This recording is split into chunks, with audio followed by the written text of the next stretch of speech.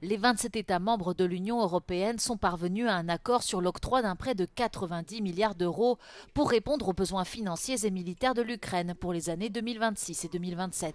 Le texte a été conclu ce mercredi par les ambassadeurs de l'Union européenne. Bruxelles prévoit d'effectuer le premier versement début avril afin d'éviter à Kiev une soudaine baisse de l'aide étrangère.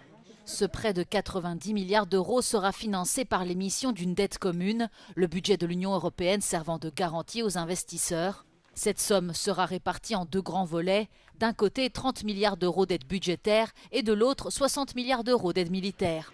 L'Ukraine ne sera invitée à rembourser que si la Russie met fin à sa guerre et dédommage Kiev pour les dégâts subis. Mais étant donné que Moscou a catégoriquement exclu la perspective de réparation, Bruxelles devrait reconduire la dette jusqu'à nouvel ordre. Dans le cadre de cet accord, la Hongrie, la Slovaquie et la République tchèque seront totalement exemptées de toute obligation financière, y compris du paiement des intérêts annuels. La Commission européenne estime que les 24 États membres restants devront payer entre 2 et 3 milliards d'euros chaque année pour couvrir les coûts associés. Le texte doit encore recevoir la bénédiction du Parlement européen qui s'est engagé à accélérer la procédure. Welcome to Europe Today. Good morning. My pleasure. Le ministre moldave des Affaires étrangères Mihai Popchoy a déclaré qu'il avait encore confiance dans l'engagement de l'administration Trump en faveur de la paix en Ukraine. Invité de l'émission quotidienne d'Euronews Europe Today, il a également salué la résistance de l'Ukraine face au bombardement russe, mais a assuré qu'il était temps d'instaurer une paix durable.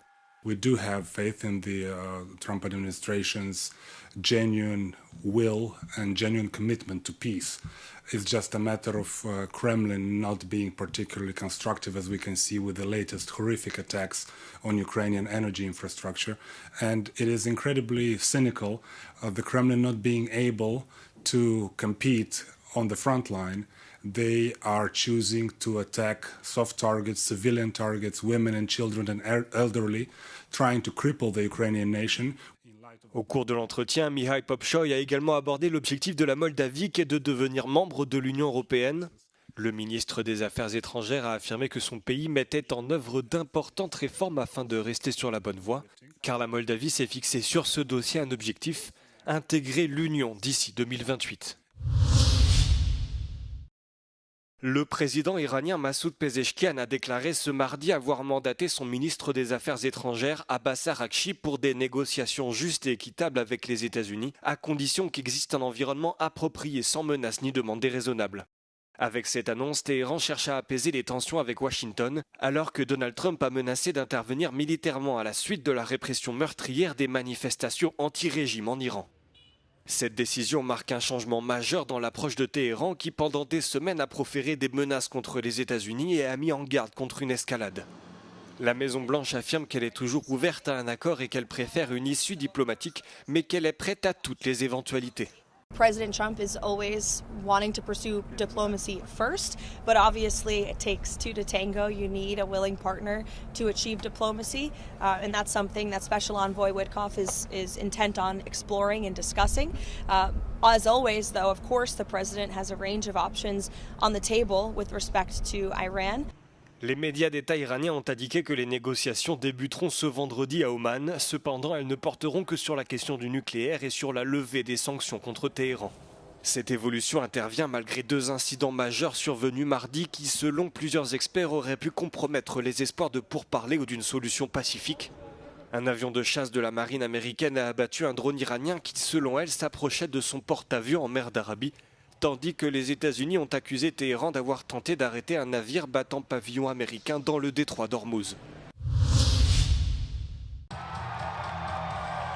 La société SpaceX d'Elon Musk est désormais valorisée à 1060 milliards d'euros après sa fusion avec l'entreprise d'intelligence artificielle xAI, réduisant ainsi l'écart avec Tesla et rebattant les cartes au sein de son empire industriel.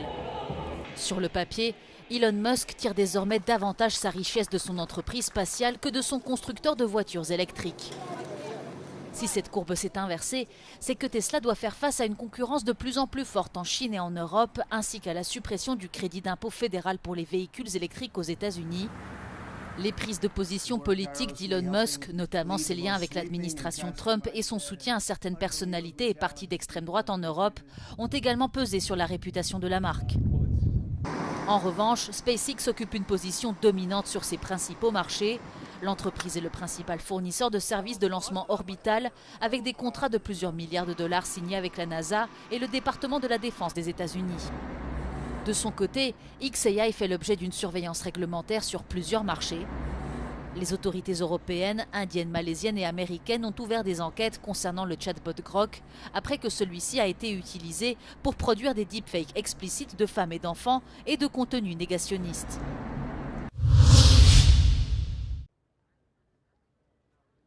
La dernière enquête Eurobaromètre réalisée à l'automne dernier pour prendre le pouls de ce qui préoccupe le plus les Européens a été publiée ce mercredi par le Parlement européen. En tête de ce classement, les guerres aux frontières de l'Union européenne et la désinformation, examinons-le de plus près. En matière de sécurité, une majorité d'Européens se disent très préoccupés par les guerres proches de leurs frontières, le terrorisme, les catastrophes naturelles aggravées par le changement climatique et les cyberattaques provenant de pays non membres de l'Union européenne.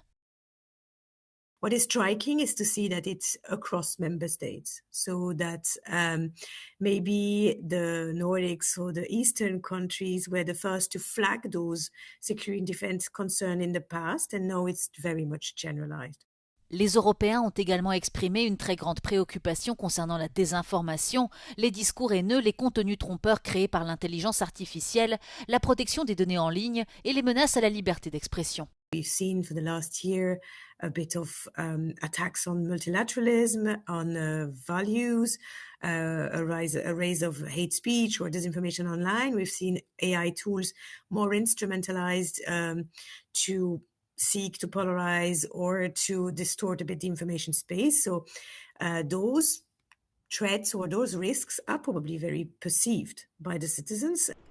Les Européens souhaitent que le Parlement européen donne la priorité à la lutte contre l'inflation, suivie de la création d'emplois et de la défense. 62% des citoyens européens ont une opinion positive de l'adhésion de leur pays à l'Union européenne, bien que cette perception se soit affaiblie depuis mai 2025.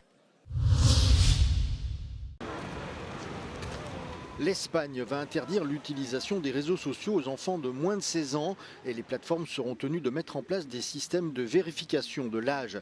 C'est ce qu'a déclaré le Premier ministre Pedro Sánchez. Today, our children are exposed to a space they were never meant to navigate alone. A space of addiction, abuse, pornography, manipulation, violence. We will no longer accept that. Le gouvernement a annoncé 5 mesures visant les plateformes numériques, dont un nouveau projet de loi visant à tenir les dirigeants des réseaux sociaux responsables des contenus illégaux et haineux. Bueno, yo creo que tal vez fuese un poco fuerte, tal vez sería bueno tener algunas restricciones para los menores, pero prohibirlos como tal me parece una medida un poco fuerte. Hubiera sido mejor algún tipo de restricción, no de frente prohibir que hasta los 16 años no puedan tener redes sociales. A mí me parece bien, creo que no están formados y creo que es una buena medida. Cette annonce fait suite à l'adoption par l'Australie en décembre de la première interdiction au monde d'utiliser les réseaux sociaux pour les enfants de moins de 16 ans. D'autres pays européens envisagent également des mesures similaires, notamment le Royaume-Uni et la France. LNG 2026 kicked off in Doha with a blockbuster plenary session featuring CEOs of the 5 biggest energy companies in the world: Qatar Energy, Total Energies, Shell, ExxonMobil, and ConocoPhillips. And the message was clear: gas is here to stay. Executives reiterated their support for LNG, calling it an affordable, reliable, and efficient source of energy that can meet the world's growing demand. You need oil, you need gas, we need electricity for a very long time. And as everybody mentioned, we're trying to do our best on best technology on emission and CO2 sequestration to get the best and most affordable energy to the market. Presented by the International Gas Union, the LNG series has been the marquee event for the sector for nearly 60 years, and it promises to continue navigating industry challenges like regulation and policy. Well, our role is to advocate for the gas industry as a whole, including LNG, including the low-carbon gases. We still have a certain level of idealism influencing policy. And I think we need to move to a practical view of energy, the addition of energy, how we bring people out of poverty, and then have very practical regulatory environments that allow the industry to grow. Another big topic is the growth of North America's gas market.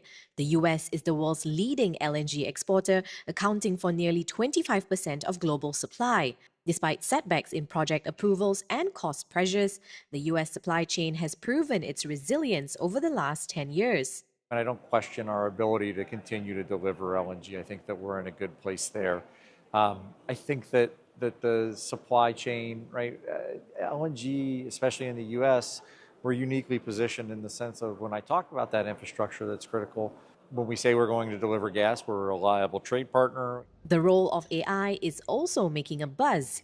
Analysts say AI will not only support the demand for energy through data centers, it will also be a key source of leverage for companies looking to stay competitive. Beyond this, I think we need to consider the AI not only from a demand perspective of energy, is how the industry is going to start applying AI to its production, okay, and to make it even more efficient. They are also starting to think about how AI they can improve their operations to make it more reliable and more efficient. LNG 2026 runs through Thursday with more than 300 exhibitors from over 80 countries and thousands of delegates engaging in dialogue, technical workshops, and networking sessions.